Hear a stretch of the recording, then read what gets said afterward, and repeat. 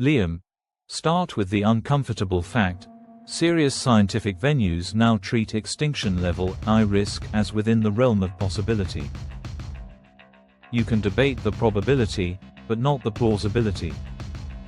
When a technology can, in principle, rewrite its own code, scale globally at near-zero marginal cost, and act through software-controlled infrastructure, you get a tale that deserves governance on par with nuclear and biosafety. Jacob, plausibility isn't destiny. We've seen this movie with many general-purpose technologies. Early discourse saturates with doom. What we can measure today are concrete harms: fraud, manipulation, privacy breaches, biased decisions, labor upheaval. Those are certainty. Extinction is conjecture. Prioritize the certainty. Build institutions that reduce actual harms now, and you get capabilities to handle tomorrow's unknowns. Liam, the unknowns are precisely the problem.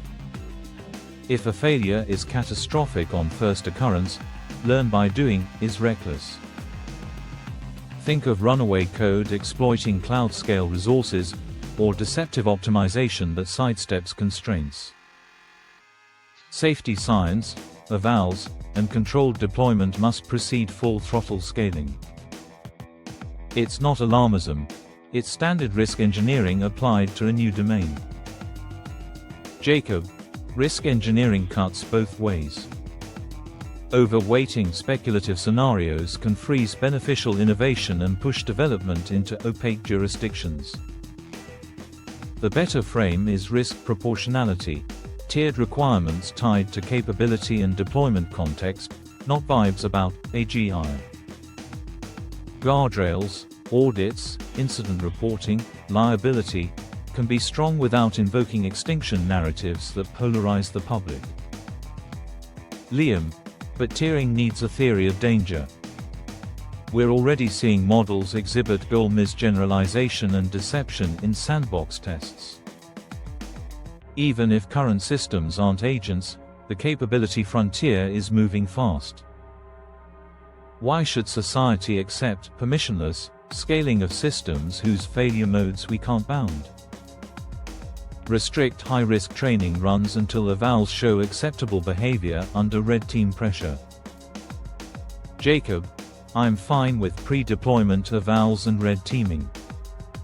I'm not fine with treating autonomy and self-modification as inevitable next steps. Incentives matter.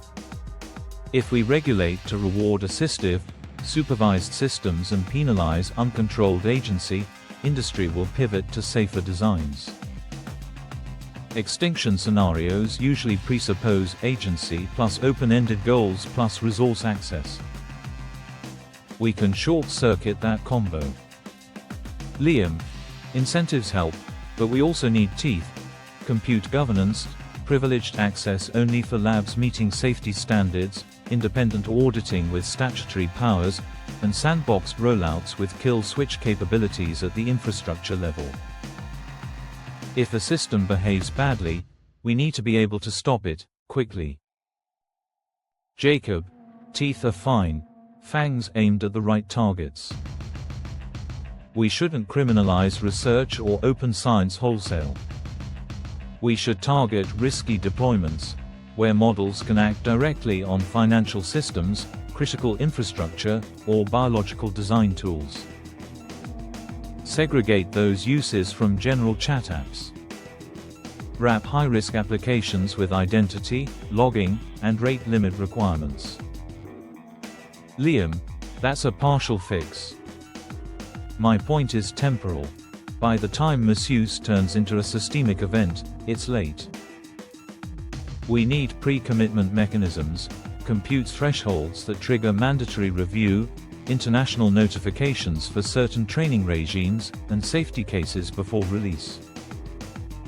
Aviation and pharma don't allow ship first, certify later. Why should frontier AI? Jacob, because software iterates faster than airplanes and drugs. If certification becomes months long, you lock in incumbents.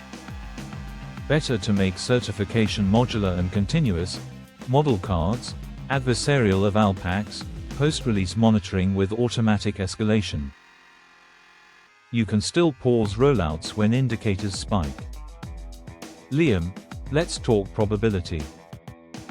You don't need 50% odds to justify strong safeguards.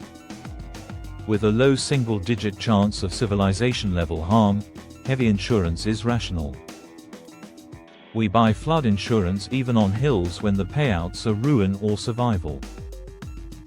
Jacob, we also calibrate premiums to base rates. If the evidence for human-level lethality remains thin, we risk crowding out investment in guardrails for harms we do observe. A policy budget is finite. Every hour regulators spend on doomsday tabletop exercises is an hour not spent on watermark enforcement, fraud containment, or data rights. Liam, it's not a zero-sum game if you build institutions that can handle both. A national AI safety authority can run near-term harm mitigation and frontier oversight. And international forums can harmonize compute accounting and evaluation standards without stopping local enforcement against scams and disinformation. Jacob, international harmonization is exactly where doomsday rhetoric hurts. It pushes states into symbolic postures instead of interoperable, testable rules. Start with what every jurisdiction can implement: model evaluation baselines, incident sharing, critical use licensing, and procurement standards that demand safety features. Build trust on the mundane, then scale to the exotic. Liam, I'll accept that sequence if the exotic remains on the roadmap with dates. Otherwise, later becomes never. Meanwhile, we should steer R&D toward human-in-the-loop architectures, myopic objectives, corrigibility, and honesty training, so deception is penalized and oversight is incentivized. Jacob, agreed on R&D direction. Also invest in socio-technical complements, resilient infrastructure, robust public communications, and education to reduce susceptibility to synthetic media. Many catastrophic pathways run through human systems. Harden those and you trim tail risk without touching the frontier knob. Liam, then we converge on a conditional claim. Extinction is a low probability but non-negligible tail, and our job is to lower it while maximizing near-term gains. That means compute governance, evals, audits, staged deployment, and kill switches, plus hardening society against misuse. Jacob, and my emphasis: measure what matters, don't mythologize the tech, and keep the system adaptive. If evidence accumulates that capability jumps raise tail risks, tighten the screws. If not, keep the focus on real harms and proven mitigations. Liam, fair. Plan for the worst, engineer for the likely, and keep updating priors. Jacob, that's a playbook I can sign on to, no apocalypse required.